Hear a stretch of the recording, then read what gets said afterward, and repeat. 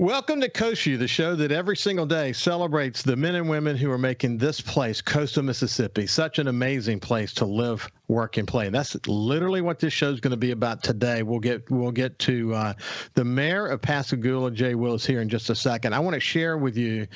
I was running through some stuff yesterday, and I came across a quote that I had shared somewhere along the way. It's kind of short and sweet, to be honest with you, but it's so powerful. And as we think about the tornado situation up in the Mississippi Delta and other challenges we have, I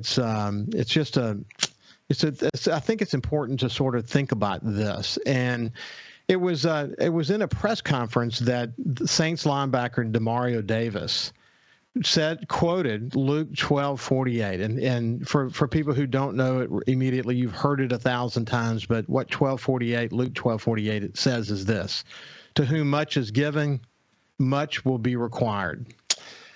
This is really an important message. To me, it's a little bit about wisdom. It means that we're held responsible for what we have as we develop capacity in our lives. I think Demario Davis was right when he said this as the way he viewed it as a leader in the team, a leader in the community, as someone who is a core leader in the team and to helping them win. That he's got a responsibility not only on the team but in the community. We're blessed with certain talents, and we're blessed with knowledge. And when we are, it's time to give back. It's time to take some of the resources that we have and share it with others. Some of us have resources. Some of us have wealth. But this passage from Luke tells us we should look carefully for the burdens we will carry. There's a burden, actually, in having those talents and having this capability.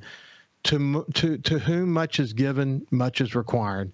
And so feeling that requirement to give back is something that's really important. And one of the beautiful things about coastal Mississippi is we have so many people working in the trenches in this community to fill gaps and help others, that they're doing this, they're living this, and everything that they do. So the more we have, the more that we're required, and the more that's going to be required of us. And I think it's a terrific leadership statement from Demario Davis when he said it. It shows leadership. And it describes so many of the mayors of coastal Mississippi. I mean, these are guys that had tremendous success in their lives along the way. They didn't have to become mayors. Almost to a person, this describes the mayors of coastal Mississippi. And I'm really privileged now to move over to my friend, the mayor of the City of Pascagoula, Dr. Jay Willis, who was a very successful dentist and then got into strategic, purchasing of dentistries, and man did not have to be mayor of Pascagoula, but he did so because he wanted to give back to his community. But good morning. How you doing, my friend? Hey, Ricky, I'm doing great. It's so good to see you. Thank you for inviting me on today.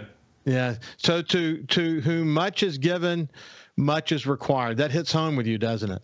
Oh, it's the way I was raised. It's what I'm all about. It's exactly where my life started, and with parents who instilled that philosophy in me. It's all about giving back, and what is expected of us is not a small thing when we're given as much as you and I both have been blessed with. Yeah, I mean, I tell you, the one thing about, as you know, I retired in 2016, and a few years later had the opportunity to start this show. I had forgotten, you and I have talked about this before, but I have forgotten how much connecting with the community, that part of being a publisher, the newspaper part that was about being a leader in the community and helping to solve problems in the community and contributing back in that way. I really missed that part. I didn't miss the P&L and the, all the, the many employees and all this, you got the part about running a business. I didn't miss that at all, but I did miss connecting with the community.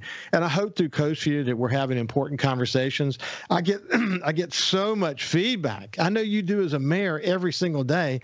I get so much feedback about how a certain conversation has impacted someone, or something that I've done impacted someone. And that's all the reinforcement I need to keep me coming back day in and day out doing this work, to have the conversations that I have with you along the way. I'm fortunate to be here, and I'm thrilled and honored, actually, that I have the opportunity to have conversations like this. But you feel the same way about your role, don't you? I do, Ricky. And it's interesting that you would bring that up.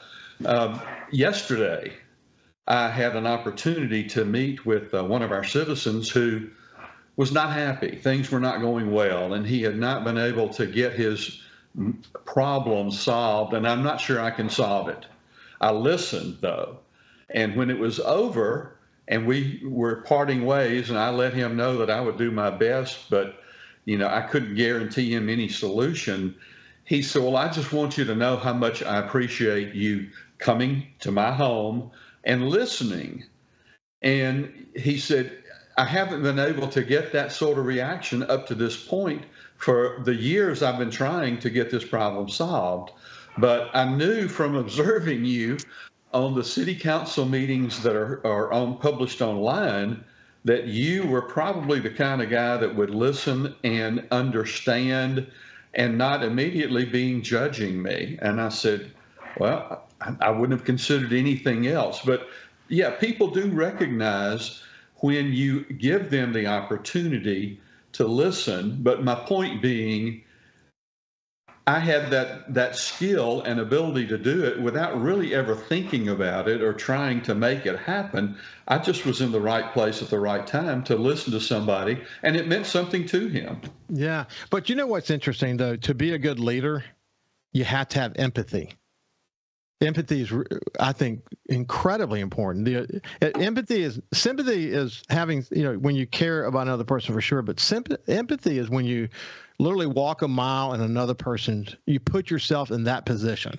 You care. And so when you have empathy, you have the ability to give people the kind of communication that they need. And people have different ways of needing communication, and your ability as a dentist, obviously you mastered this because you dealt with, for so many years, so many different kinds of personalities. Some like to talk a lot, some don't like to talk much. They have different kinds of needs, but it really gives you a chance to really refine your ability to communicate with people, didn't it? It's about interpersonal relationships all day long, every day. And one of my main quotes that I love, and I repeat it to myself on a regular basis, and to my children and to my grandchildren: be very careful in dealing with the people you meet, because everyone you meet has something in their life that's causing them a great deal of pain right now, and you may not know it. But just be careful, be gentle, be compassionate. Yeah. You never know what someone is going through. I mean, and everyone's going through something. Right. And I talk about that on the show a lot, that we get moving too fast through life. Like, for example, I mean, again, I've had multiple entire shows talking about social media and how that's impacted our lives these days. But people are willing to do and say things on social media they would never say to someone in person. And they have a picture of the person that they're talking to, and they think they understand them, and they just go at them hard, and they don't really understand how that message is being received, and it could be affecting that person in such a terrible way. And we're just not sensitive to that. We've become numb to it, and I think it helps to look at someone in the eye, doesn't it, buddy? It does, absolutely. And so many of our cultural institutions in this country are being impacted by social media and the negative aspects of it. And just like you're saying, for people to be able to blast someone unnecessarily and in ways that can be extremely hurtful, it's not always good. Well, I had the opportunity to manage very significant media efforts during the social media, during the social media age. And man, you might as well call me a politician, because I was doing major change efforts for major newspapers. And I had posters with my picture on it around town, and organized efforts targeted at me, and I had to deal with that. And the thing that helped me get through it, incidentally, was that I knew what I was doing was important to the industry, And I was very, very, very, I had my inner circle was very together. And also I knew at the end of the day that none of this ultimately mattered, that all that mattered to me was my family. So I kept my core together. But to be in public life in this social media age, especially when you consider the way the algorithms work, is that when there is negativity and engagement, they actually put juice into that. They actually want people to be actually more engaged when it's negative. Unfortunately, that's just the way it works. And it can be so difficult, can't it, Mayor? Absolutely. And it's amazing what the media will do to get readership or or whatever it is. And the more drama, the better. I know. Well, like Haley Barber said, they don't like airplanes that land safely. Hey, when we come back, we'll continue our conversation with the mayor of the city of Pascagoula, my friend Jay Willis. We'll see you after this. Welcome back to Coast Vue. If there's a reason for this show, it is the conversation that I'm having at this moment with Jay Willis, the mayor of Pascagoula, about the things that are happening in his city. And then I feel the same way when I have Mayor Knighton in Moss Point, or Mayor Holloway in Ocean Springs, and Fofo Gillich and Billy Hughes, and I could just keep going all the way around. There's some amazing things that are happening in each of the communities. And what I believe, and I believe this to my core based on understanding sort of where we are, economic development has changed. We're still going to need to make sure we don't take for granted the Ingalls and the Chevrons and all those surrounding industries. That's part of what makes coastal Mississippi an economic engine. But within the guise of the new economy, what's critical is that we build the kind of communities where people want to live. A lot of people don't have to live near their companies. They can work remotely, and they can choose as a result of that to live where they want to live. And so what's happening is you're seeing all across coastal Mississippi unbelievable amount of investment in the downtown revitalization efforts that are bringing life back to downtown. And, I would say that the mayor landed in Pascagoula at an incredibly important time from a leadership point of view, that the mayor and the city council, and you've got a group that you've appointed of great leaders, the 5-member board that you've created to help you with economic development, et cetera. There's tremendous, I would say, momentum that's happening. And if you haven't been to downtown Pascagoula in a while, you owe it to yourself to go take a look, because what's happening is truly remarkable. We're going to get into actually the presentation that you did recently in just a second. But just if you had to give your elevator speech, if you're talking to someone that said, "Why should I be interested in Pascagoula?"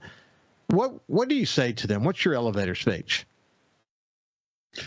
I think the quick and sweet answer is things are happening in Pascagoula.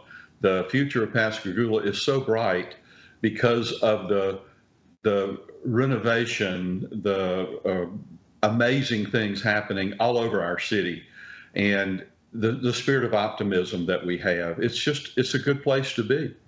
Yeah. So yeah, it is. It is. We're talking about tens of millions of dollars are being invested. I think one of the keys to success is, and I've said this so many times on this show, you've got to create an environment where a developer who's bringing their personal investment to the table. You got to create an environment that, number one, fosters the opportunity for them to be successful. Then they'll bring their money. You got to bring a vision for your city that helps people understand that we're not going about this in a haphazard way. We have a plan, and once we get done with the plan, this is how it all fits together. This is going to be a mixed-use community. It's going to have retail and restaurants and sort of this waterfront. It's a wonderful mix of industry and building a place that people will want to live. And it's fun to be mayor at this moment, isn't it? It is great to be mayor. I'm so proud that I have had this opportunity, and I'm enjoying every day. But the main thing I'm enjoying is the success that's happening right now that didn't happen quickly, and it didn't happen easily. The process started 11 years ago or 12 years ago with the formation of our redevelopment authority. And these volunteers leaders in our community in their own right were given the task of planning and putting together a path that the city would take that would result in things happening. And it didn't happen for the first 7 or 8 years.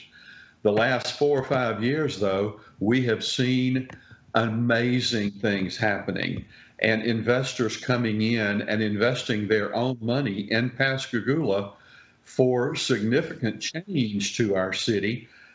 And it's so interesting because once it started, everyone else noticed and wanted to be part of it. And so now we have no available empty spaces in downtown Pascagoula waiting for businesses to show up. Everything's been taken, and we're seeing amazing success. But it started a long time ago, and it's been a difficult process to get to where we are now. Yeah, a lot of success is, I think the Pascagoula Revitalization Authority is important. I think that the role the city council plays is incredibly important. The role that the mayor plays, but see, you know what? It's all these dimensions that have to kind of come together, and then you have to have a vision for your downtown. Success often comes in codes, building approaches, and what's doable and what's not. How do you create the kind of and promote the kind of redevelopment in the downtown area that's going to come together as you put all these different projects together that create a sense of place that's unique to Pascagoula? And once that starts to happen, it's like a demonstration project. More want to be part of it, and that's exactly what has happened, isn't it? It is. That's exactly what's happened, and it's an amazing thing to see. And Paige Roberts states it so well when she says, for the first time in a long time, everybody is in the boat rowing in the same direction. Yeah. You can have all these plans, you can have everything laid out and good opportunities, but if everyone doesn't buy in and want things to happen, you're being held back. And in a situation where you have elected officials depending on people to step up and agree to take positions of leadership, sometimes it's difficult to get it. But right now we have an amazing city council. We have amazing support from our industries, from our Chamber of Commerce, the Economic Development Foundation. It's just all clicking. Everything's really working well right now.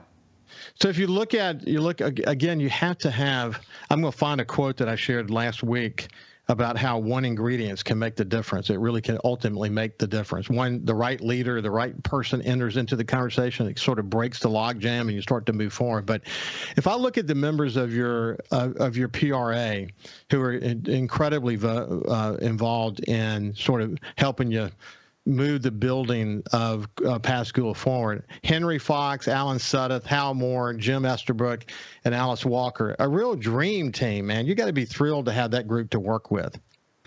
And for each of them to be willing and able to give their time to this process. And most of them have been in place since the beginning of the PRA 12 years ago.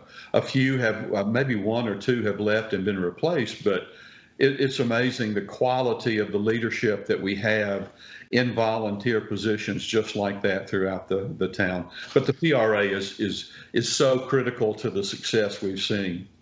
I'm thrilled to see that. So if I were to come into downtown Pascagoula, what am I going to notice? What's happening in the city? For someone who hasn't been to downtown Pascagoula, maybe they've never been to downtown Pascagoula. They should go, incidentally, if you haven't been in a while.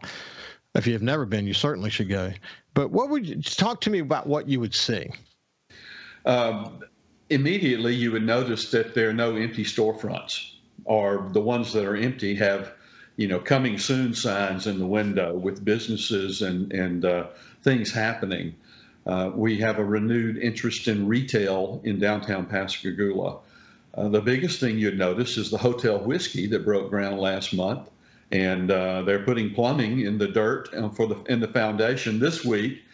And that's going to be an amazing addition to Pascagoula, a really cool little boutique hotel who has seen much success in Pass Christian that's going to be duplicated here in a big way. I mean, it's certainly changing the landscape of Pascagoula.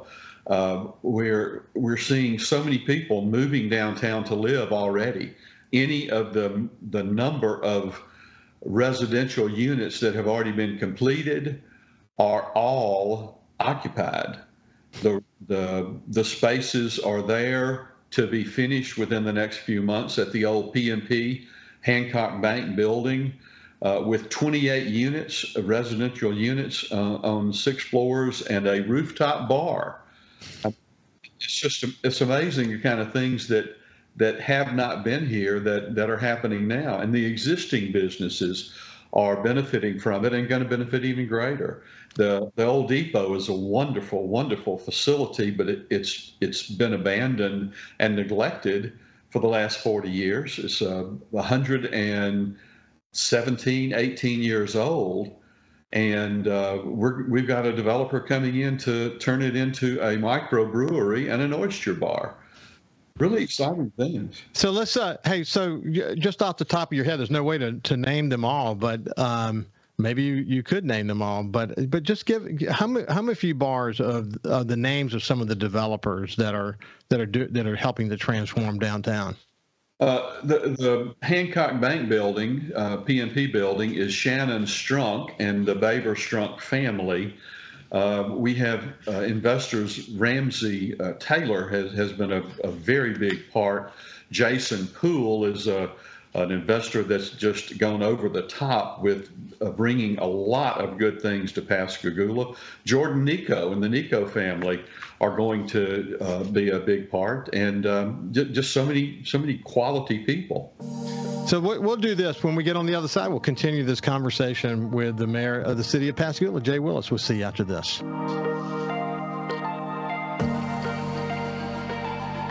Welcome back to Coast Vue. I'm my friend Jay Willis, who's the mayor of the city of Pascagoula. And Jay, I want to kind of bring you in on something. You've heard me talk about this. You and I may have even talked about it, but the first week of Coast Vue, I had a wonderful, long, detailed conversation with Jerry St. Pay, my old friend. We've worked shoulder to shoulder in the community for so many years, especially after Katrina. And we told his story. And one of the things that Jerry said during the conversation, I literally actually pulled this out of that conversation and made a sort of a montage of videos that I shared at the One Coast Awards last year. One of the things he said is that he's concerned that we will get complacent, that we find ourselves in a position where we just assume that Ingalls and Chevron and the blue chip industries that are part of Stennis Space Center and all the things that go on between those two bookends will always be there, and we just take it for granted. I've made that sort of part of the charge here on Coast Vue. I gave a speech to the Leadership Gulf Coast alumni class. Their breakfast, they come together. All the classes come together every year, and I was the speaker this year, and I talked about it then. That one of the things we got to be careful of, not to take it for granted. Now, I think the Jackson County Economic Development Foundation is just it's a best practice in terms of a public-private partnership. And with George and that team working together, we're not going to ever take it for granted. But Coastal Mississippi can never take our eye off the ball. We've got to be focused on helping make these amazing companies, and I'll add, as you know, Rolls-Royce and Chevron, and you are well aware of all the supporting industries that are around them. But man, is that important for Pascagoula, isn't it? It's huge. That's what we're all about. I tell people all the time that we are the industrial engine driving not only the coast, but much of the state of Mississippi. And one of the most important things we can do is develop relationships and maintain those relationships with each of our industrial partners. The fact that we have jobs available in Pascagoula and wages to go along with those jobs, it's just truly amazing. We're really excited about it. And as you can hear, Amtrak is on its way past. We're the only Jackson County stop for the Amtrak line that's beginning, and they're practicing every day. So that's cool. We're excited about the things happening. Yeah. The sound of progress. Yeah. So one of the things I want to make sure that we don't lose sight of too is that not only are these industries literally part of the economic engine that drives this state, which you just said, but the leadership of these organizations are, I mean, they're incredible. I mean, we could literally go through each one of them, but let's just take Ingalls, for example. The leadership of Ingalls is incredibly, the CEO of Ingalls is incredibly engaged in the community. And I have not heard an example where she was asked to do something where she didn't say yes. And it's like she understands this incredibly symbiotic relationship that exists between the community and Ingalls Shipbuilding. But that's amazing to watch, isn't it? It is. We are so proud to have Terry Wilkinson as one of the biggest supporters of the city of Pascagoula that we've had in the industrial base here in a long time. Tim Potter at Chevron's the same way. Such terrific leaders who have just embraced Pascagoula, and it goes both ways. We are so proud of all of our industrial leaders and the quality people that they are.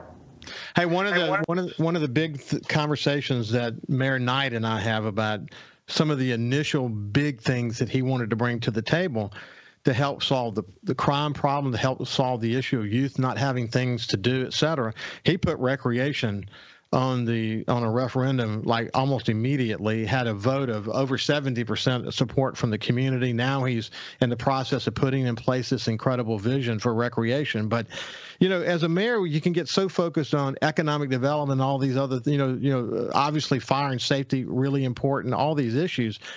Recreation's up there is one of the key elements of what you have to do, making sure the community loves this community and has recreation in this community. It's all about quality of life for the people who live here and play here and work here. And we have some amazing recreation opportunities with the Gulf Front, the river, the youth athletics, so many things happening. We have the best sports complex anywhere on the coast. 17 out of town groups are coming to Pascagoula this spring to use our sports complex for baseball on the weekends. It's the most amazing thing. We had 420 young people ready to play ball on opening day this year, and it's created parking problems around the sports complex. It's so successful. It's just great. Yeah, it's been something to see. You've got if you can even get specific, the Point Park pier improvements. You just got a long list of things that you're really focused on right now, aren't you? We are. We've got lots of good things happening in the area of recreation, and the Point Park, we're extending and building new fishing piers down there for the folks that want to fish from the dock. We have the best and most convenient boat launch for folks to get out to the island, and they're coming from Jones County and from Mobile County and Hancock County over this way to put their boats in the water. It's exciting to see. Hey, I tell you something interesting. Well, first of all, I fish. I leave my house, and sometimes we'll run east and fish south of Petty Boyce. Sometimes we'll go down Chandelier and then run down there to the mouth of the Mississippi River. But very familiar with that lay of the land. Often when we're to the east, we'll use sort of the Chevron and Ingalls, so it's kind of landmarks for us. That's our lighthouse. I saw a video just the other day. You'll love this. A video of a guy in a kayak fishing between Round Island and the mouth of the Pascagoula River. You could see Ingalls in the background fishing out of a kayak. He caught like a 20-something inch red snapper. Okay, he wasn't fishing at the rig, he was fishing out the mouth of the Pascagoula River. It's a great video, just an absolutely incredible video. But man, we can run past this notion of the enjoyment of the outdoors. But man, you guys are in some ways kind of the epicenter of some wonderful. Think about the Pascagoula River complex, the largest undammed waterway in the entire United States. That treasure that's literally in your backyard. You can't lose sight of that, can you? The natural resources in Pascagoula that we have available to us are unmatched in any area anywhere close, and we are now taking advantage of those resources. We have big plans for a marina out there just inside the mouth of the Pascagoula River that's quite protected, and even investors from out of state who are interested in doing some stacked storage, dry storage for boats there at the marina, with a restaurant, with entertainment venues. It's a great place, waterfront property. And I mean, really, if you think about it, it's you're talking about quick access to the Gulf. That's one of the fastest way to get to the rigs is launch somewhere in the vicinity of where you're talking about building that marina. Right. Truly incredible. Right. It's going to be good. Public safety is a big deal. You never can take your eye off that ball. You got to have great leadership in that arena. You've got to be willing to invest. What all is going on in that area these days? We have a terrific police chief who communicates so well and has a heart for the people of Pascagoula. He's all about public safety. He is able to attract a number of new officers. We are continually bringing new officers in and training them, as well as our seasoned officers. One of the new things that we're awfully excited about is the simulator that we have in the police department to train both new officers and the seasoned officers in de-escalation techniques.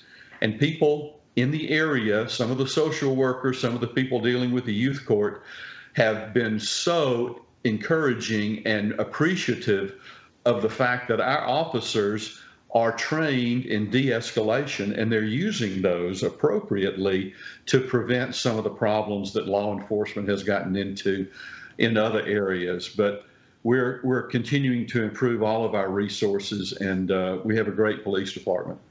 Yeah, I had a terrific conversation a week or so ago with Sean Tindall, the Commissioner of Public Safety for Mississippi. Boy, does he have a lot to say, Grace, over the Highway Patrol, MBI, the State Crime Lab. The list goes on and on from there. But one of the things he and I talked about offline was that he's really, really getting more focused on the need to do really intense training across the state. Some police departments don't have the resources, don't have the ability to do it, haven't focused on it as much as they should. They're all training, don't get me wrong, but we cannot underestimate how important that is, especially in this day of time when they're having to deal with more violent acts, probably more than ever, and how to de-escalate a situation could be the difference between life and death, couldn't it? It's now more than ever. Absolutely, it's a big topic and something that we cannot take for granted. No doubt about it. Hey, listen, we're having a conversation with my friend, the mayor of the city of Pascagoula, Jay Willis. When we come back, we'll continue the conversation. We'll see you after this. Welcome back to Coast Vue. I'm having just a really, really detailed and productive conversation with my friend, the mayor of the city of Pascagoula, Jay Willis. Look, Jay, I want to zero into something we probably should have talked about at the very beginning of the show, but one of the most critical things about being a mayor is, first of all, to sit down and understand, okay, now I got all these projects I need to do. Where are the funding sources? How are we going to fund what we need to do? Within the guise, let's just be honest, the city had a deficit. So how are you able to be creative about all these infrastructure projects and all this stuff that you're doing while simultaneously doing something about that deficit? Why don't you kind of help us understand that? And where are you today as it related to that? Ricky, we are so pleased that we are at a point where now we are back in the black. Our deficit disappeared officially in January. We discovered the deficit back in 2017, I guess, and began a process through many of the former administrations of tightening the belt and controlling spending for anything that was not absolutely critical. And the original projection was 2028. That it would take 10 years to clear that $14 million based on our annual budget. And it was quite a significant task. But thanks to terrific leadership in past administrations, to our current city manager, Mr. Silverman, who is all about getting us back into the black and being able to take a deep breath, but all the while still maintaining the repairs and renewal of the areas that needed attention. We have had so many infrastructure projects using grant money that was made available. Of course, we have benefited from the BP oil spill money, from Tideland's funds, but the biggest thing, we had a meeting, the Coast mayors, with Delbert Hoseman right after I took office, and he talked about the ARPA money that's coming down and how significant it's going to be for every community, but that we all needed to be very careful spending that money. And his advice was put it in the ground so that it is a generational change that you're affecting in the city. And that's what we have done and continue to do. Yeah, it's important. And the point that he was making, the point that you understand clearly is that you get this one-time money, you got to be smart about it, because it is one-time money. It's not going to reoccur. If you don't spend that, smartly, you'll find yourself in a position where next year you're having to come up against that, and you don't want to be in a position like that. You really do want sort of in every opportunity you can to spend it in a way that, as you said, generational, that is transformative, that enables other economic development and revitalization to take place. That's what you want to do. You've got a lot of infrastructure stuff going on right now. You mentioned the ARPA funds. Just give people a sense of how that's being used. Well, we have so many projects across in all areas of the city that are being impacted by that. We have drainage issues that are significant and always have been, that we believe we are going to make the biggest impact with most of the money there. The water distribution system, we found some areas of town that had been built 50, 60 years ago with very insufficient supply lines. And when you start digging up water lines, it's not an easy place to stop. You have to do the whole project. So we're into that. Ingalls Avenue was completely transformed with a new roadbed with everything underneath it over the last few years. And it's completed now with major improvements to that area of town. The signalization of Market Street. We used to have people joking about the fact that if the train didn't catch you, the traffic lights on Market Street would.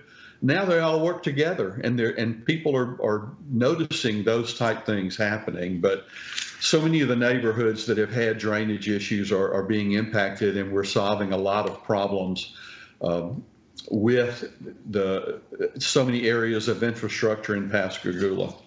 It's never the sexy stuff, putting pipes in the ground, dealing with drainage problems.